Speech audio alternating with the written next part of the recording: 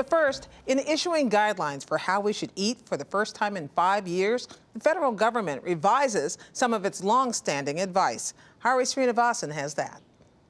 Despite all the warnings over the years, you may be surprised that for the first time, the government put a limit on added sugar, saying it should comprise no more than 10% of your daily calories. The guidelines also dropped prior advice about limiting or avoiding cholesterol in eggs. The government warned about eating too much protein or red meat, but stopped short of what some experts wanted.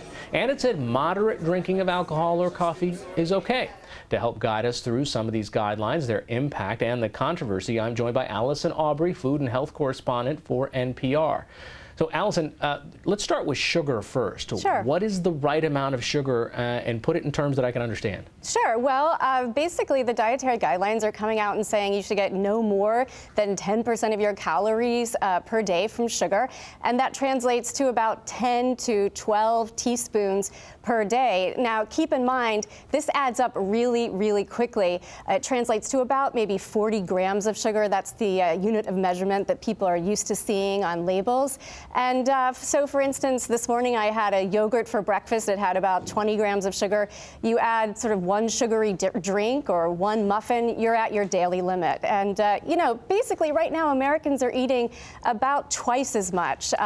We've reported on studies that show that many Americans are eating 22 teaspoons a day. So if people are going to start following these recommendations, it really means cutting consumption of sugar in half. All right, maybe that'll help keep my New Year's resolution going. So let's also talk about the change, it seems, about eggs and cholesterol. Why the change?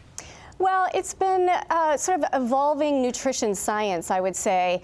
There used to be a belief that if you were to eat a lot of cholesterol-rich foods, so animal-based foods with cholesterol, think of eggs or shrimp, that high cholesterol would lead to high LDL cholesterol in your bloodstream. So there's still clearly a concern about elevated cholesterol in our bloodstream. That's why many, many Americans are on statins. But it's now recognized that high cholesterol foods don't necessarily translate into higher cholesterol in our blood. So the guidelines did not say eat less red meat. It said go ahead and supplement it with more seafood and other things. Why? Well, I think what the goal here is that one of the committee members told me that Americans don't want to be told what not to eat, what to avoid. They want to be told what how to expand their diet or add more variety. And so the word that the dietary guidelines and the people supporting communication about the new guidelines, the word they're using is shift. The idea is to shift away from meat and try alternative sources of protein. So anything from seafood to nuts to beans. And implicitly that might mean, eating less red meat if you're eating more of these other sources of protein.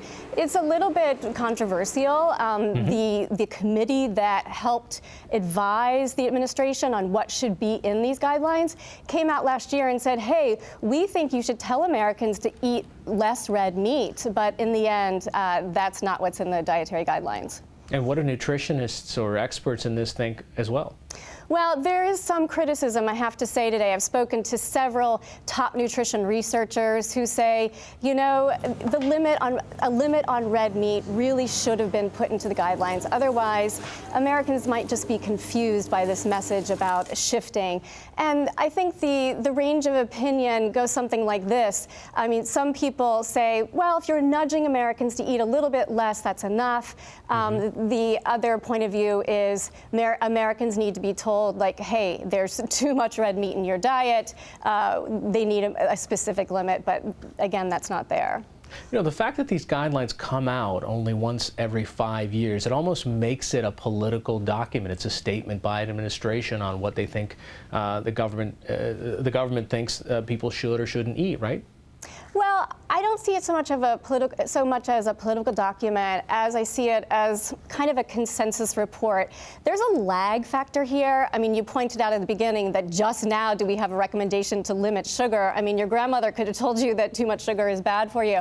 And what you have to understand is that the way that this process works is that every 5 years, the Department of Health and Human Services and the U.S. Department of Agriculture assign this expert committee to review all the new evidence. They pore over all of the nutrition science, and they try to come up with a consensus. So for instance, 5 years ago, we knew that, sugar would rot your teeth, but we didn't know that 22 teaspoons of sugar today would lead to an increased risk of heart disease or diabetes. And so it takes a while for a body of evidence to be convincing enough for these scientists to say, we need a clear recommendation here. So a bit of a lag time. All right, Allison Aubrey of NPR, thanks so much for joining us. Thanks for having me.